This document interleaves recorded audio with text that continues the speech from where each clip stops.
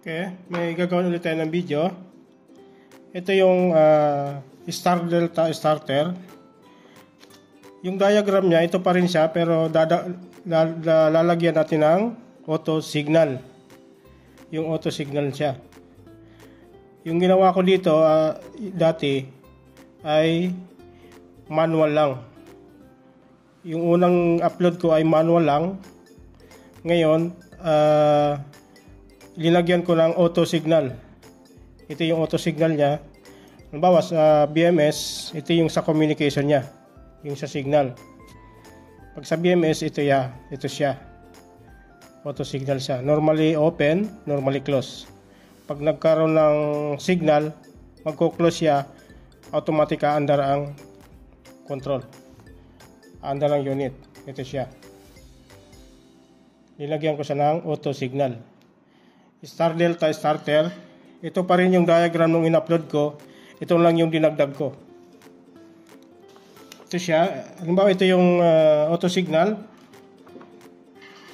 Ang sabi dito, galing daw sa selector switch.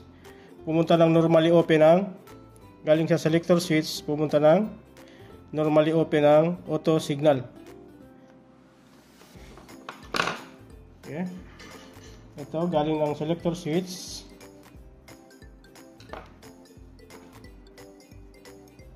Galing ng selector switch. Kita natin. Tapos ito yung normally open. Yan. Galing ng selector switch. Pumunta dito. Normally open, normally close to. Okay. Paglabas ng normally open, pumunta siya ng out ng start push button. Pupunta siya ng A1. Dito tayo magtatap ngayon sa out ng start push button. Dito tayo magtatap. Galing ng normally open ng auto signal, pumunta ng out ng start. Okay. Ito yung out niya. Galing ng normally open, pumunta daw siya dito sa out ng start push button.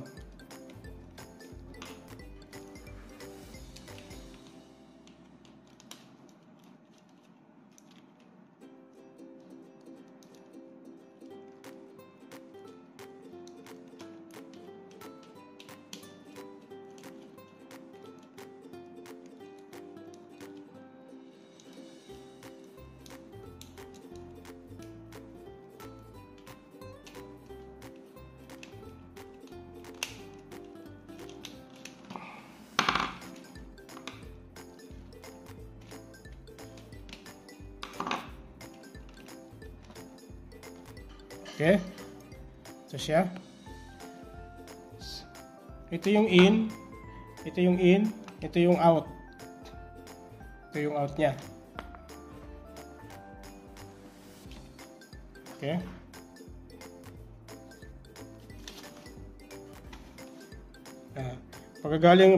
Paglabas ng normally open ng auto signal, pumunta siya ng out din ng yung paglabas ng start.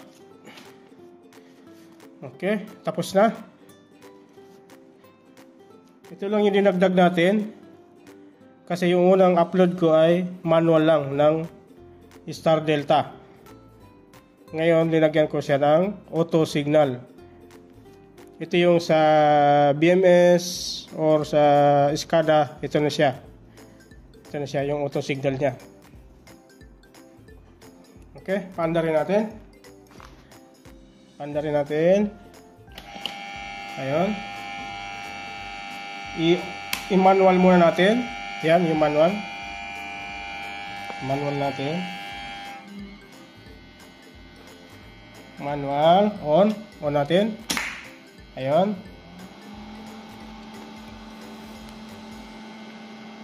Yung mains. saka star ay gumana. Okay. Stop natin. Ngayon ilalagay natin sa auto signal. Pag linagay ko sa auto signal to, aandar kagad yung star sa main. Okay. Ito yung auto nya. Tayo natin. Okay. Ngayon nag-delta siya. Pag naka-delta siya, ay pag naka-auto signal siya, hindi mo siya ma-off sa manual. Hindi mo siya pwedeng i-off sa manual. Pag naka-auto siya. Kaya off mo dito. Dito lang sa selector switch mo ma-off. On natin.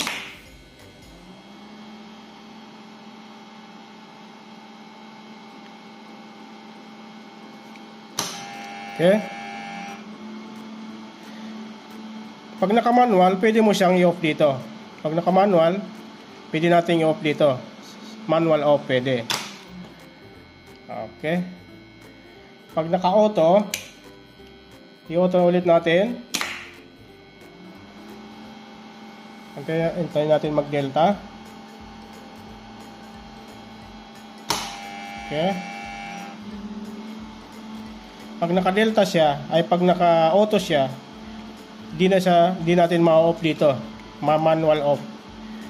Ito yung sa signal niya. Ito yung communication niya. Bawa sa SCADA or BMS, pagka nag-lose communication sa SCADA, mag-off siya.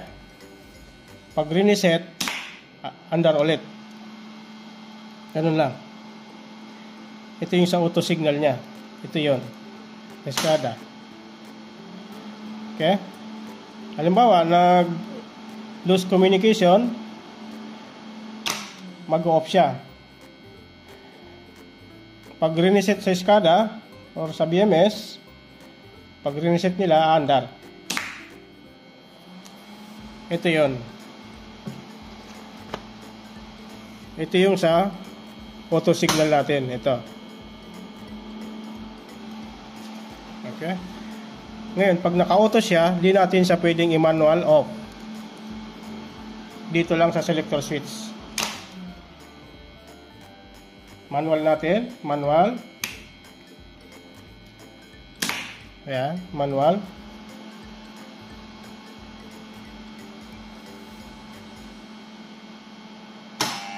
Ayan. Nag-delta na siya. Ngayon iti-trip natin. Tingnan natin kung trip. I-trip natin.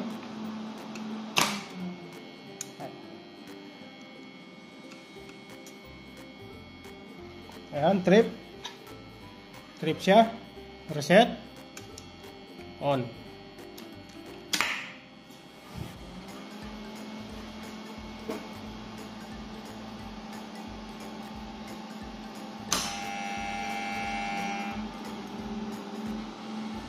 Okay. Off. I-auto natin.